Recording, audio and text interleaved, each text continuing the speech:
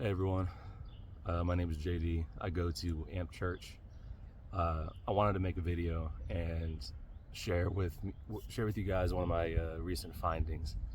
It's got me smiling beyond all belief, and it has confirmed so many things for me that for a while I wasn't so sure about.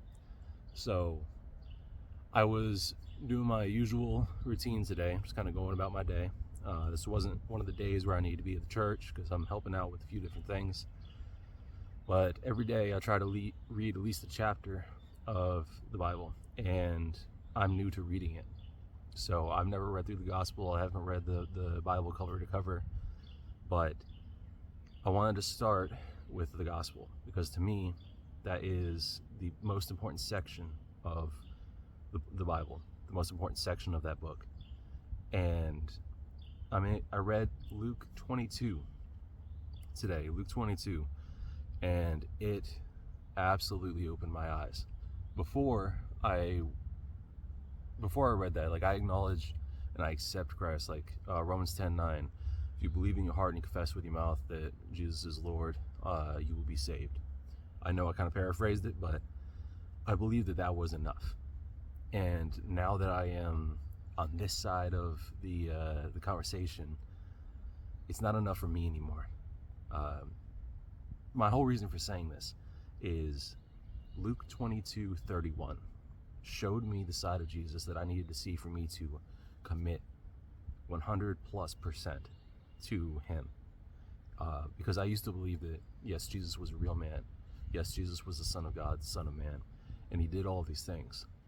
But I couldn't escape the fantasy style philosophy I had behind the name. Like, I can get behind the fact that there's a man named Jesus that walked and talked and breathed just like us, and that he actually did all these things and was the Son of God. I can believe all of that. I do believe all of that. The thing I was struggling with, my human side, was this is a nice story, and I was so caught up on that. So Luke 22:31. I can't remember exactly how it goes, but it's Jesus talking to Simon, and he says, Simon, Simon, Satan is asked to win you off like wheat, but I have prayed for you. Effectively, what he was saying was, do not worry about what the enemy is doing because I have prayed for you. But the way that he said it is what got to me. He said, Simon, Simon. He said his name twice deliberately, and then a third time later on. And I actually went and Googled that, and I was like, why did he say his name twice? Like, the Bible doesn't have mistakes. The Bible doesn't have coincidences. It's all intentional. And I can't remember the post, but it said it was trying to draw his attention, like something that was important. Jesus was about to say something very important. And I went back and I reread it with that context. Jesus was showing his human concern, his fatherly concern for his son, in a way of speaking, to Simon. Basically saying, hey, I know what's going to happen, and I know that the enemy's going to try to take you because of this, but I have prayed for you. I have forgiven you.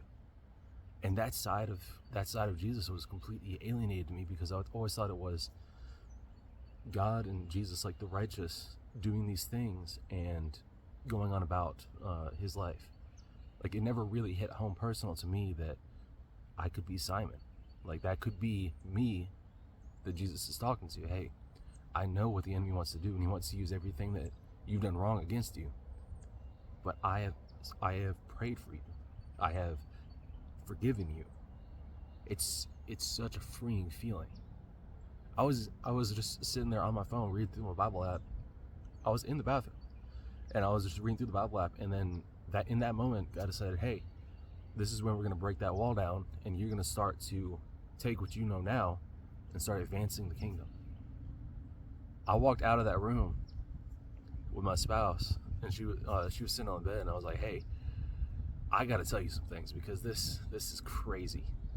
I did not believe that I was going to walk into the bathroom one man and come out the other side a whole different person. Like, I thought once you accepted Christ as your Lord and Savior in your life, who you are then is who you're going to be. But I'm now realizing that it's an ever-evolving thing. God is always doing something in your life to try to improve you so that you can improve his kingdom. He always has your best intention at heart. What is that? It's something in Jeremiah. It says, "For I know the plans I have for you, plans to heal you, not to harm you." I think that's somewhere along how it goes. Like I said, I'm still new to reading all of this, but it is such a breath of fresh air, because even though I accepted Christ as my Lord, there was still this aura of darkness that surrounded me. The enemy was still trying to latch on to whatever he could.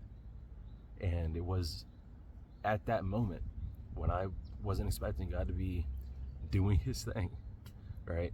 Because we're humans, we can't understand the concept that God is always at work. That's when he's like, hey, you're at a point now where I can entrust you with this, and now we're going to move on. We're going to start doing something bigger, something better. It's so awesome to see. That bit I was saying about the aura of darkness, I wanted to bring that up because that darkness was with me. It visibly made things darker for me. So it was harder for me to see. It was harder for me to feel present, like doing anything. I felt like I was watching through like a movie screen. As soon as I opened that door and I walked out, I literally saw things brighten up. I saw my life get brighter. And I could not feel that darkness anywhere. It was so freeing. I'm actually tearing up because of this. It was so freeing. That burden, that weight, that worry is gone. Yes, I know that this may be a high and there may be some reintroduction of whatever, but this moment right here is exactly what I needed in the moment that I needed it the most. And that's an only God story. It's only because of him that these things happen the way that they do, when they do, and why they do. I'm not one to say, well, this is just coincidental timing, or these chemicals are, balancing with these ones to make you feel that. No, this is God. 100% irrefutable evidence. This is God. His son came down, died for me, so that I may live eternally with him. God is so good, guys. God is so good. But I wanted to share that with you guys. So thank you guys for sitting and listening to me rant for a little while. And God bless you all. I hope you guys have experiences like I did a minute ago. Because he will come to you when you are not expecting it. Do something that you never thought would be possible. And the only explanation can be him. Such an incredible experience. So again, thank you guys for watching this. Like I said, I go to Amp Church. You guys can find us online. In this description, you're going to find the website. You're going to find the social media, all of that stuff. We are centered towards God, trying to push his kingdom, and we're not about an agenda of turning the church into an organization. It's God-led, and it's for his kingdom. So if you guys want to watch it, feel free to. I'll be there, and God bless.